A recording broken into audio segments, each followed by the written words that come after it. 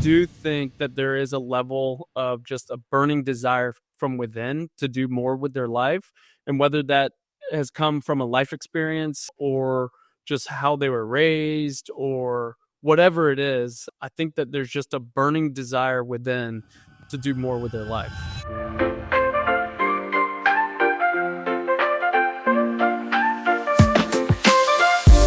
Hey everybody, welcome back to another episode of Wealth Unfiltered. I'm Samantha Parinelli, your host, and I am thrilled to bring you the CEO and founder of Sunchase Companies. They are a company who has been building their real estate powerhouse since 2017, quietly, I might add. They are accomplished in so many things, but they have been building, owning, operating all small to mid-sized communities, and I am thrilled to introduce you to Kyle McGee. Hi, Kyle. How are you? Hey, Samantha, I'm doing good. I'm excited for our conversation. Same. So just so everyone has a little bit of background here, Kyle and I met actually at a multifamily, like a giant convention a couple months ago. But we also have a common interest because we also share a mentor. And so our mentor actually connected us further. And I had the pleasure of joining your podcast just a few weeks ago. So I am thrilled that you decided to come on our show. I think you're going to add a ton of value to our listeners. One of the things that I really wanted to make clear, the reason why I feel like you add so much value is because whether people know us just from listening recently and they're interested in real estate at all, or investing and building through real estate passively, we also have a ton of people who are active in the field and they really truly want to build their own companies. And you've done it from the ground up and you have evolved your company. And so I'd really like to get started with what inspired you to do real estate to begin. Yeah, so that's a great question. I come from a family of entrepreneurs. My grandfather was a brick mason and had his construction business, and my dad started with him and then kind of scaled it up, and he was in the construction industry. So, just growing up naturally, like around the conversations around the dinner table were about business. Like it was always, we were talking business, what's going on. And, it's funny. From an early age, I would go to my friend's house and we'd sit down and I would naturally just ask about work. And, the parents would be like, "Oh, we don't talk about work at the dinner table." And it's like, "Oh, well, what the hell do you talk about? That's all we talk about." So, I have that background in entrepreneurship. My dad was very hands-on though in his construction company. My mom was the bookkeeper, had no financial experience, and honestly hates finances, but she was the bookkeeper and did a lot of the administrative work. And so we were just a family that were surrounded by business. But, fast forwarding, I did, the landscaping thing. When I was 16, the first day I got my license, I was backing up a trailer and I had a buddy and we had a little landscaping business. And I was always just, I think, inherently motivated. I was taught to have a strong work ethic from an early age. But the real estate thing was kind of interesting. So my dad was in construction, but he was always interested in real estate, and he bought some land, never income producing properties, but he had bought some land, and he was interested in real estate, and he went and got his real estate license. He never really did anything with it, but when it came time to renew it every year, he never had any time or desire to do the continuing education, and so he would pay me to do his continuing education, which, might be frowned upon. But anyway, he would pay me to do his continuing education when I was like 14 years old. So I would sit through the online continuing education. And so I was building my subconscious. I had no idea what I was looking at or doing at the time, but I was getting exposed to the real estate industry pretty early. And so I had that little bit of knowledge, not much at all, just enough to pass, the continuing education courses. And then I had an opportunity I seeked out an opportunity after my freshman year of college. I reached out to a local a CEO of a commercial real estate company, and I asked about internship opportunities. And I was fortunate enough to work closely with 3 guys here in Pensacola for a commercial real estate company. And I was, the do boy. I had a very, intern level role. Like I was scrubbing their Salesforce, and doing their data, going to different shopping centers and writing down tenants of shopping centers they managed. But I had this exposure to what these guys were doing. And I loved that no 2 days were the same.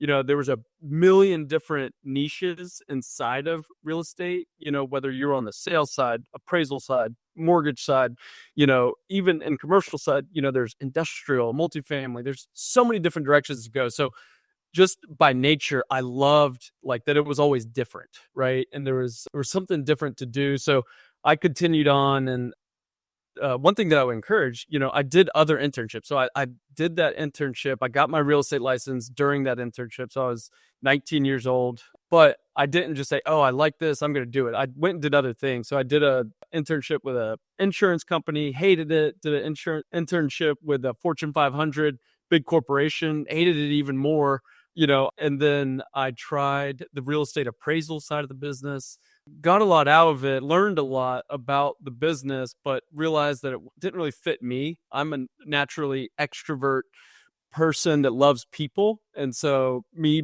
behind a desk at a computer all day, like didn't really fit me. And so fast forward, I got out of that side of the business and I activated my real estate license. I started as a realtor. That's how I started in the business. Really, I had a 4-month stint as an appraiser, and then I did real estate sales. And I loved real estate sales. I love sales in general because there's no ceiling, right? So it's like single family at the time.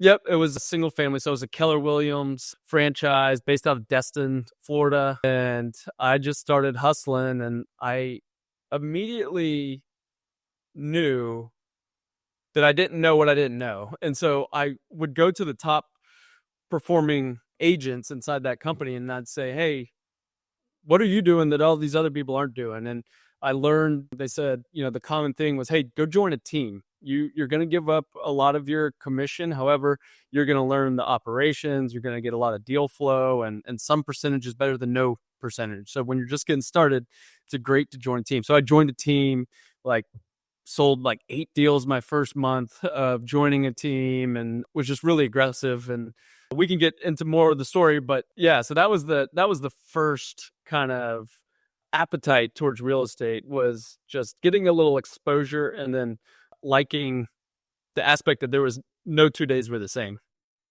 So then what made you decide to take the leap and say, I want to start my own company and create Sunchase? Yeah, so I definitely there's another funny story about this actually. So when I joined this first team, they had a good operation going on, and I had convinced my mom. She, was kind of stay at home, but worked with my dad's business kind of growing up. But then when my dad wound down his construction company and started something else, my mom, me and my siblings were older. She wanted to do something, so she went back and got a job. And I convinced her to get her real estate license and come work with us. And I was telling her, hey, I want you to come join this team that I'm on, and we're going to learn how it works, and we're going to go start our own deal. Well, their interview process was very detailed.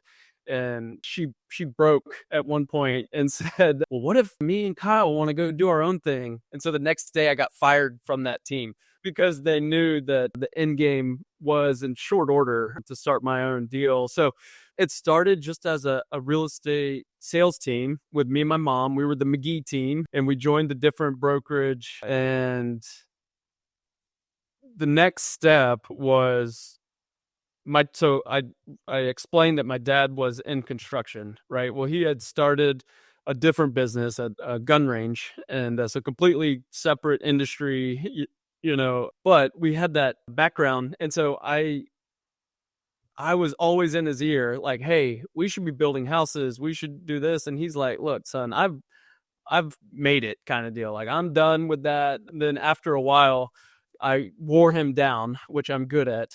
And he said, okay, there was an opportunity that came across, literally right across the street from where my parents lived. And there was 3 lots for sale. And he said, okay, if this is something you really want to do, we'll buy these 3 lots, we'll form a partnership, and we'll build 3 spec homes, and we'll do one at a time. The first house, if you're there every day and you really, make this your own, I'll help you get started, and you'll get the commission from selling the home, and I'll pay if it's profitable, I'll pay for you to get your contractor's license. Oh, wow. That was on the first one. So completed the first house and it was good. We made maybe 50 grand or something. I got a little commission from selling the home, and he put up the 8 grand or whatever it was to get my contractor's license. I studied every day, like 4 or 5 hours a day for 6 weeks, took the contractor's license. I'm 22 at the time, and I was the youngest one in there by 20 years, and I had to go to Tallahassee to do the test and passed it the first time. Another funny story around that, I applied for my builder's contractor's license. They actually sent me a general contractor's license. So for those of you that don't know, general contractor's license is you can build anything. So that's like the advanced one. So that was kind of just a lucky, weird deal, but I got my general contractor's license. And so we moved on to the second home. The deal was the second home, if it's profitable, if you take it as your own, we'll split the profit. So he was putting up the money and we'll split the profit. The third one, the deal was same deal, but you'll get all of the profit and then you can just go do what you want with it off of that. And he had put up $250,000. He made it very clear on the first one, and then we rolled it, and he made it very clear that this was a loan. I'm not giving you this money. This is a loan, no interest or anything, but I'm putting this up and you owe me this back. He was very clear about that. Well, the third one, my dad actually got cancer and passed away during the middle of that build. So he was 52 years old. So sorry. Yeah, it was really the turning point in my life and in my career for a multitude of reasons. One, anyway, I finished the house, made some money, and that was kind of it, and it was a turning point for a multitude of reasons. I was a little wild, in my younger days, and it forced me to mature, that, my dad was successful and did well. And, I had a certain level of responsibility to help my mom, make some of these decisions. I have an older brother, but he was down in South Florida at the time, and he was having young kids, and, he had his own family to take care of. I wasn't married, didn't have a girlfriend, anything. I have a younger sister. She was just off to college. So it was kind of me helping my mom through some of these business related things. And it also just showed me that, like, man, life is fragile. There's nothing guaranteed, so like I got to get myself together and I got to start making moves now, So it was kind of it would just happen very naturally. I was still hustling, building my real estate sales team. I was doing one spec house at a time. I didn't have any money. I had this $250,000 loan that I would just roll, make a little bit of money, buy another lot. I didn't have any real income to go get loans. I didn't know about loans, so this was just one at a time, very organic. I started learning more, bigger pockets, it was a big thing back then. This is like 2018. And so just really self-learning, getting myself immersed in the space. And that's when I started learning about income producing properties. I started exposing myself to certain people, and my real trajectory changed. My dad passed in February of 2018. I was getting more exposure to the broker and owner of the real estate company that I had my license with. And he was the biggest condo developer on Pensacola Beach. He had developed over 1,000 condos of the 1,500. So all of the condos on Pensacola Beach. It was the most successful real estate developer in our area. And I was up at the office every day, and I was very aggressive and very hungry. And I was open about, hey, here's what I'm doing. Here's how fast I can build the homes. Here's the numbers, blah, blah, blah. And one day he said, Kyle, you're doing great, but you need to be building 3 or 4 houses at a time, not one. And I can remember my response like it was yesterday. And we had a good relationship at this time. And he's a very charismatic guy. And I was like, yeah, no shit, Robert. I would love to, but I need the capital to do it. I don't have any money. I can't get a loan. No banks are lending me any money. And so he said, well, show me the numbers and bring me something and we'll look at it. And so the next morning, I've got a whole 3-ring binder prepared, pro formas and the business plan and everything. And so fast forward a couple weeks or month or whatever it was, and he agreed to partner with me, him and his son. His son's a couple years older than me, and it was a very fair wait. Not even fair. It was like more than fair business structure for me. And his whole thing from the very beginning was like, hey, this isn't for me. This is to help you get going kind of deal. And so it was an act of generosity and like paying it forward. I'm sure. And I know that people believed in him at an early age. And so he was passing that on. And so that partnership led to, he was the financial backer. Right. And so we fast forwarded. I had, built 5 homes at this point, and we soon built about 120 homes with really me doing the work. And then we would go to lunch every week. I would share with him numbers, P&L, what's working, what's not working. And he helped kind of transform the way I thought about things, the way I looked at things, helped me make decisions on the back end. And meanwhile, so I'm building a real estate sales team in a home building business. And I form a different partnership with another guy within the company. He was the sales manager at the time, Jeremy Johnson. And we came across a deal, and he brought it to me and said, hey, there's this house that they want me to list, but it's in probate. It's kind of hairy.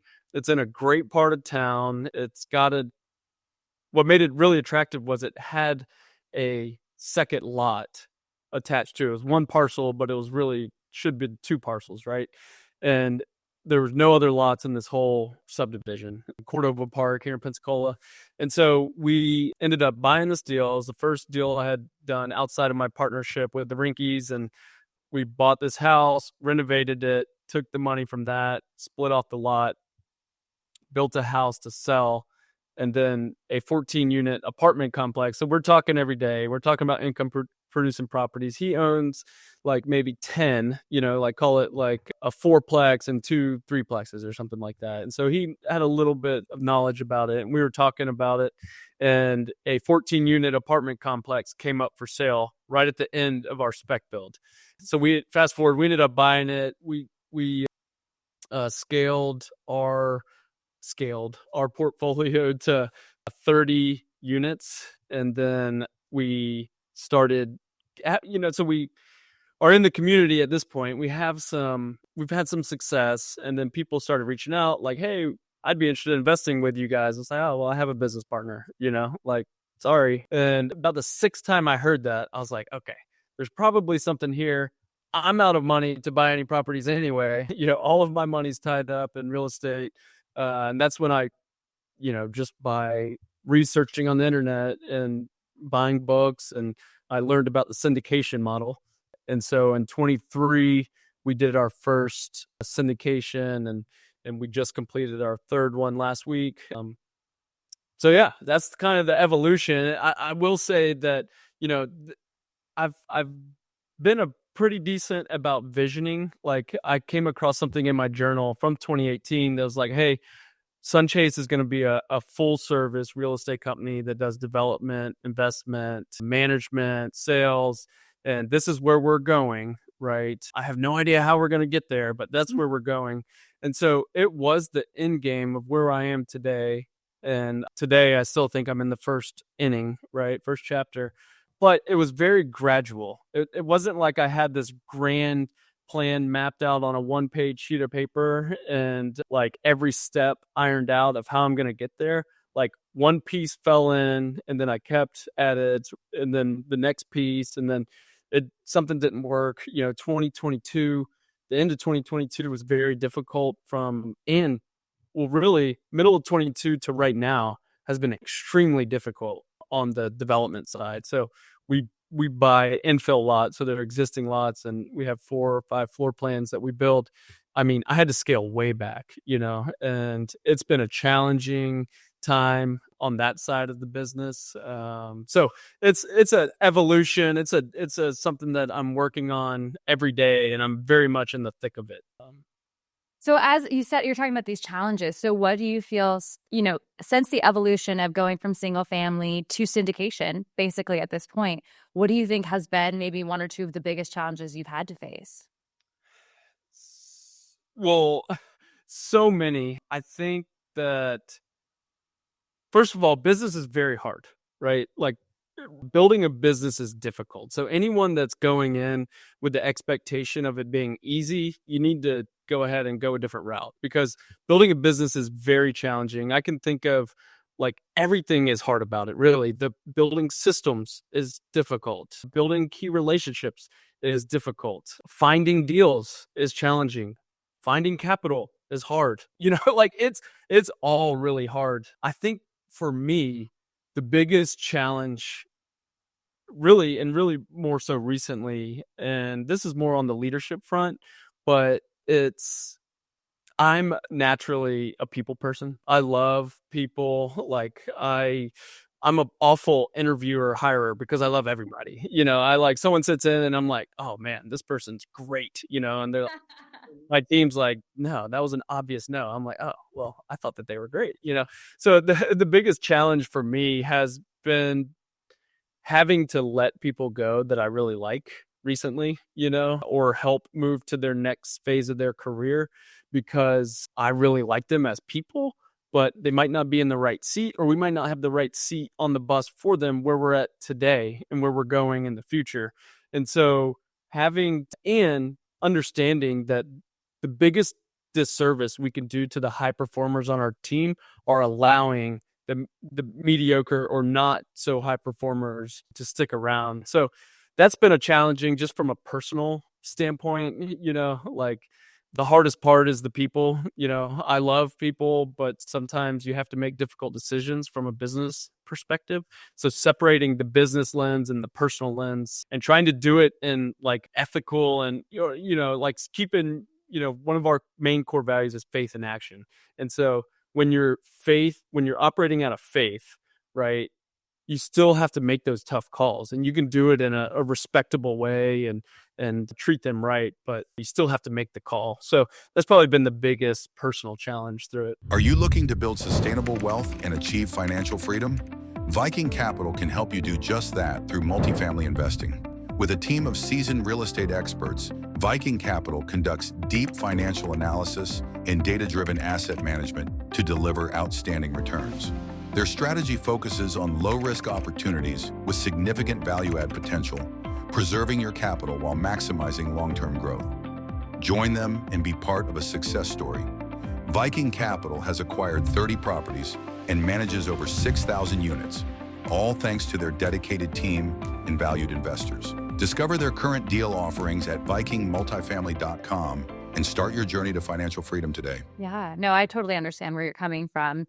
As the CEO, you also have to make other decisions when you're talking about scaling. So you went from being a company where you had only partnered with a couple of people. If you look at your website, you have like a 10, 12 person team at this point. At least that's on the website. So how have you scaled your team, and what types of, I don't want to call them partnerships, but what kind of positions have you now taken on that you didn't before that you were doing? So like, if you were doing all of the capital raising, or if you were doing all the acquisitions, or, whatnot, like what transitions have you made now that you've really gone to the syndication model? Yeah, this is a great question. I came across, just not long ago, and like, I hope maybe some of your listeners can resonate with this. Like, probably 2 or 3 years ago, I was doing bookkeeping. Like, I was paying the bills every single week. Like, I was in QuickBooks. I'm talking like entering the bills in QuickBooks, like printing the checks, like trying to code it. And it was a cluster. Like, I'm a finance major and I understand finances, but like, I'm trying to manage projects, buy land, like invest, pay bills, keep up with certificates of insurance, 1099s. It was an absolute cluster. And the only way, I'm a firm believer that you have to learn by doing, right? And maybe I could have learned quicker to delegate at some roles, but anyway, what's neither here nor there at this point. But I came across a couple like really key books that really resonated with me. I'm a huge reader. I'm at like 50 to 70 books a year type guy for the past 5 years. And there was a couple that really resonated with me. Who Not How, Dan Sullivan, Buy Back Your Time, Dan Martell. And these books, like, honestly, I think I made like 6 hires in 2 months after reading these books. Like, honestly, too fast. Really, there was some painful lessons learned that way too. But it really, it really just was like that light bulb that, like, and I knew this, but for some reason, reading it then at the time of where I was in my journey was like, okay, we've got to do this. The only way to scale is through people and through good people that all share core values and align. So I hired an executive assistant. I've had one for a while, but they really ended up being like everything, like project manager, superintendent, and so it wasn't really a true executive assistant. So I hired an executive assistant that was like a true executive assistant. I hired a controller, which first I hired a bookkeeper, and then I ended up hiring a controller to handle on the financial side of things.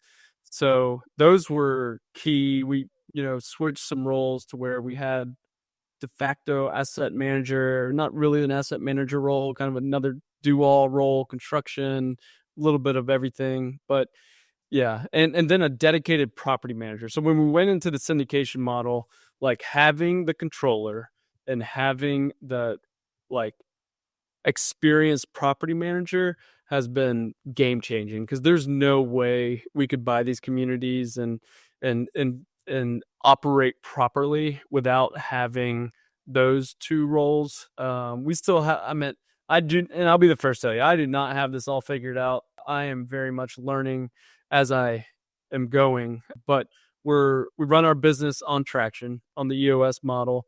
I recently hired an EOS implementer like October.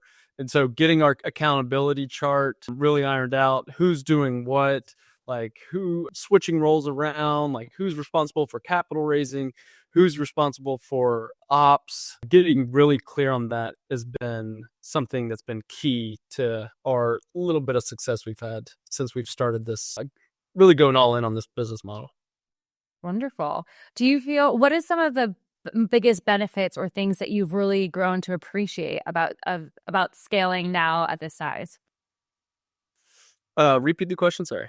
So we talked about your challenges, and what I'd like to know now is like some of the things that you like the best about this new business model, some of the things that like make you appreciate going into multifamily as a syndication. Yeah, so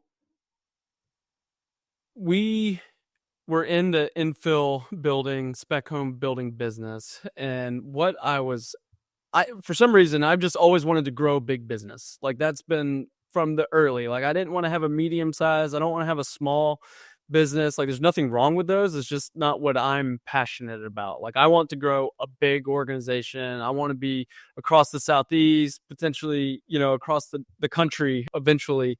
And the spec home building and the single family building was extremely complicated to scale.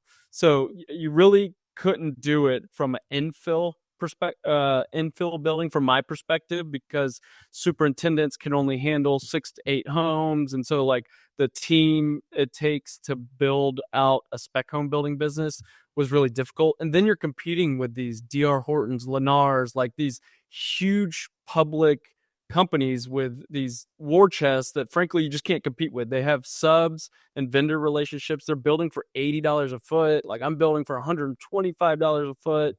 Like, you have to find different markets. And so it was just extremely challenging. And then with how the real estate cycles work, during those down troughs, the little builders get squeezed, the medium-sized builders get squeezed. And so I was looking at it, and the most homes we built in 1 year was 30, and I was like, I don't know how we're gonna build more than this without changing something. And I had been building a little real estate income producing portfolio on the side, kind of just as a side deal.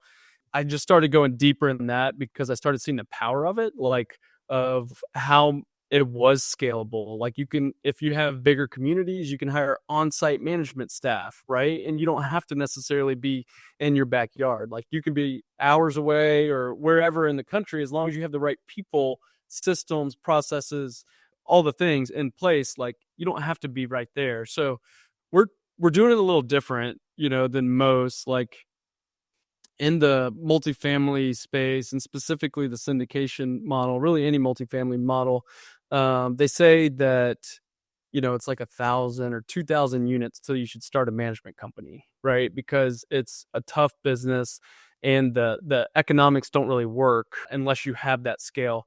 Well, we decided to invest in it early, right off the bat, because this is a long-term game for us. Like I envision our company to be a multi-generational company. Like it's not something I'm trying to build for 5-10 years and exit out of it and then, go do something else. Like I'm trying to build a generational company that my kids can partake in. If they choose to, they'll have the opportunity to. Won't force them, but if they want to be a part of the business, it'll be around. So we thought it was really important to build on the management side. So it's a net loser for us on the economic side. Like we lose money in the property management company.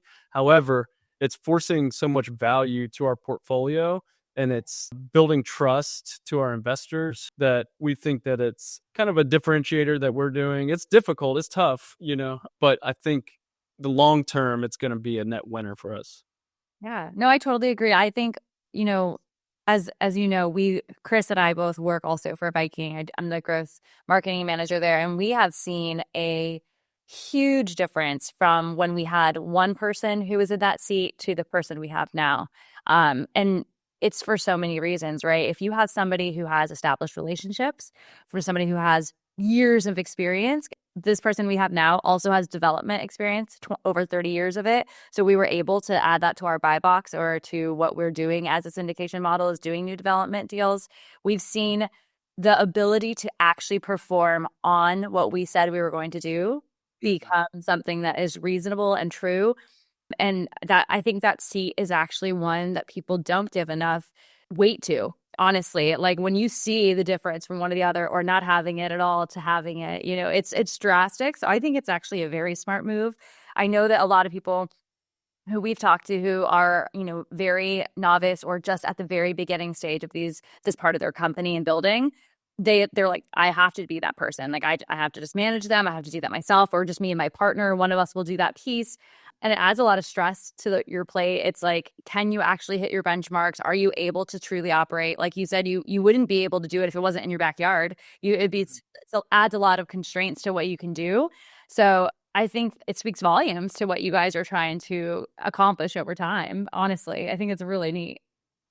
Yeah. And just to add to that, I think that it stems from like, we care so much like about our reputation and it's a whole different ball game when you're taking other people's money. Like it's one thing to have your money at risk in these deals. It's a whole different ball game and different level of responsibility when you're taking other people's money. And candidly, it's really close family and friends, right? So these are people you've known your whole life. They're really betting on you.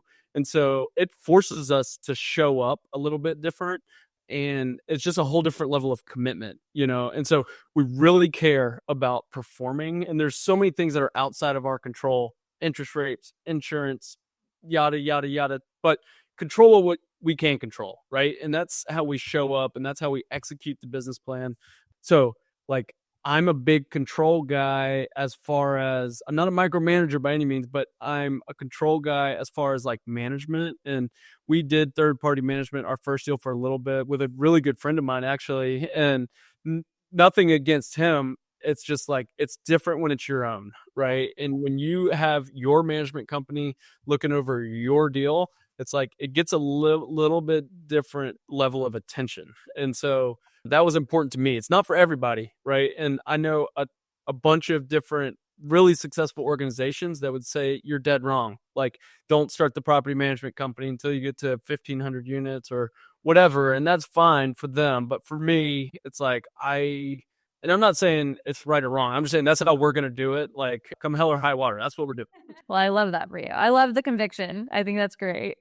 Yeah. You just mentioned, you want this company to last for a lifetime, really, but also generationally for your family. So I wanted to use that as a very easy transition into your other baby, the other baby that you have, which is your podcast.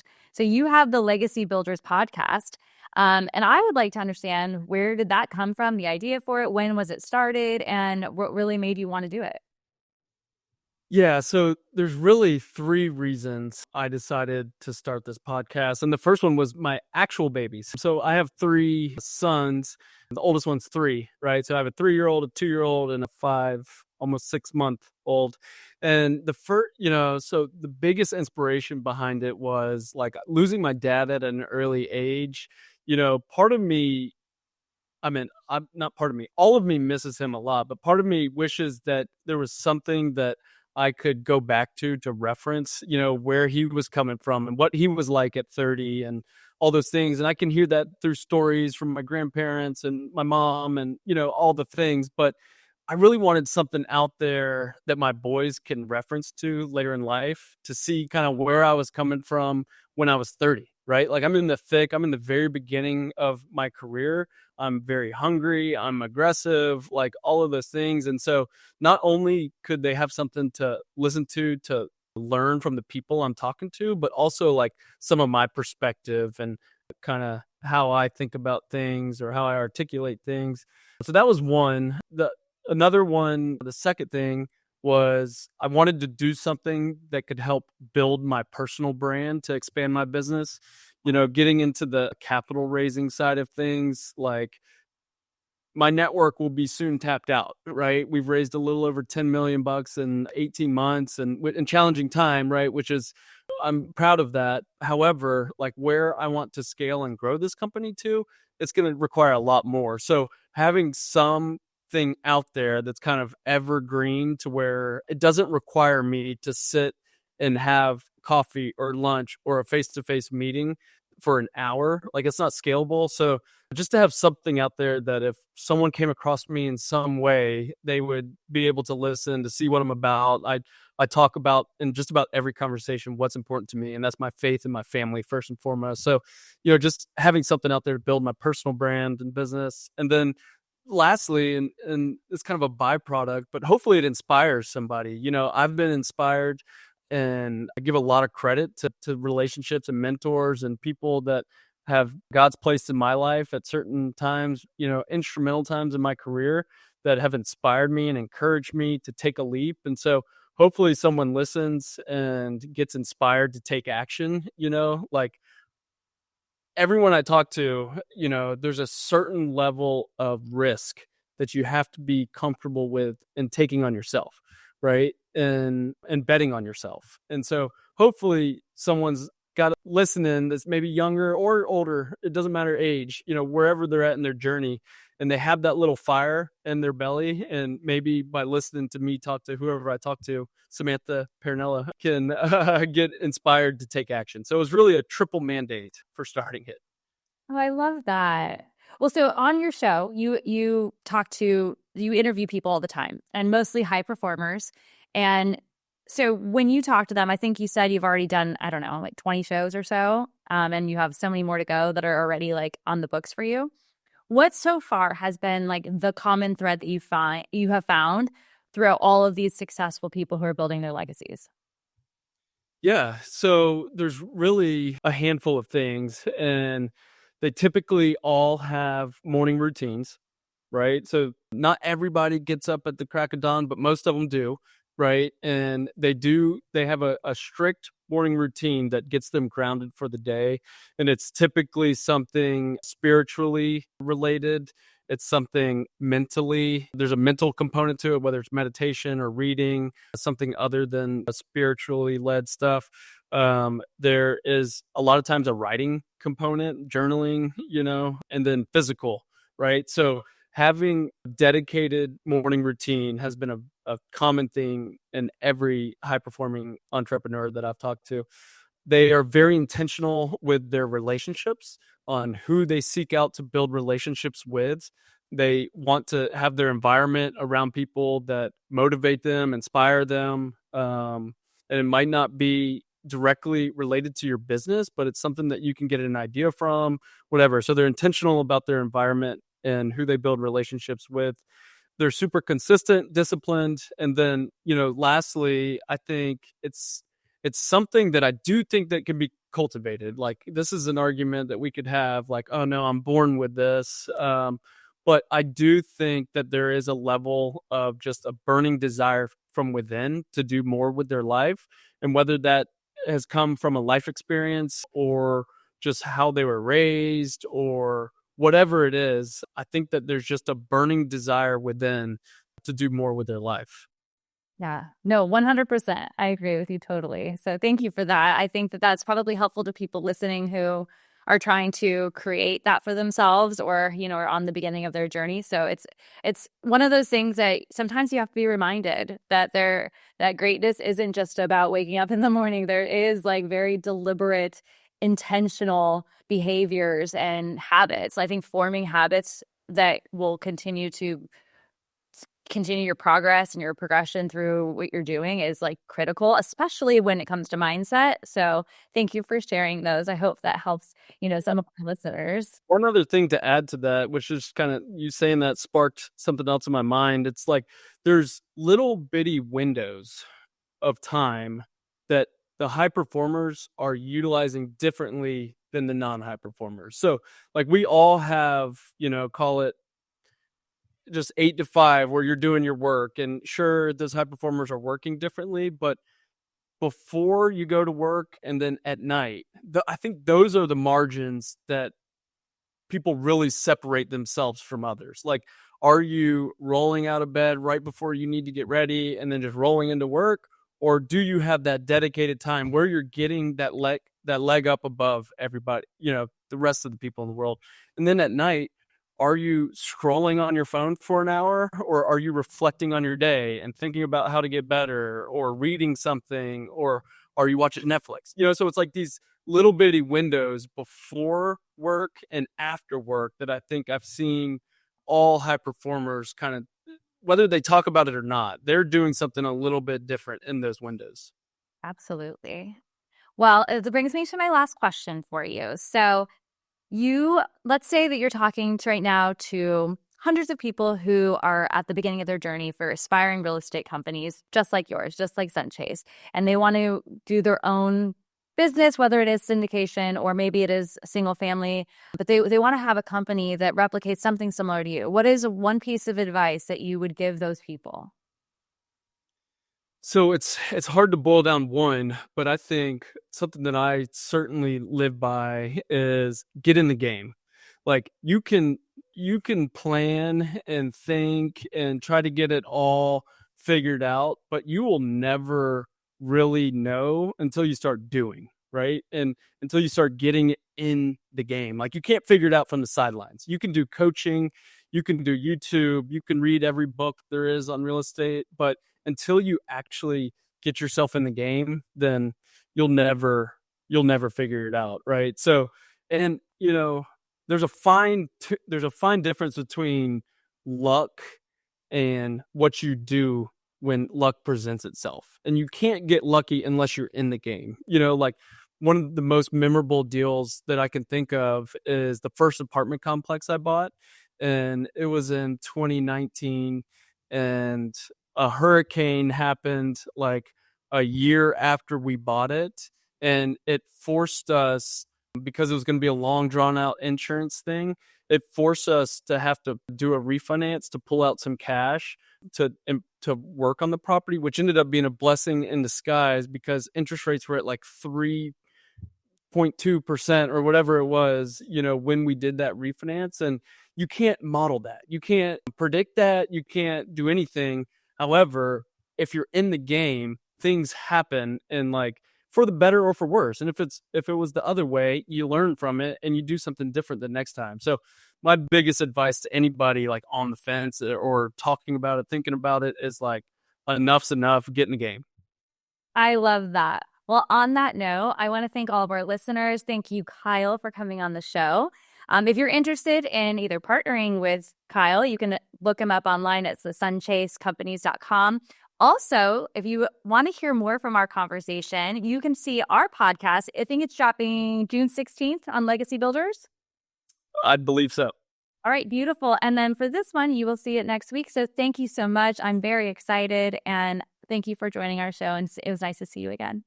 Yeah, thanks, Samantha. Enjoyed it. Thank you for tuning into this episode. We truly appreciate your support. Don't forget to subscribe, leave us a review, and share the podcast with your friends. Until next time.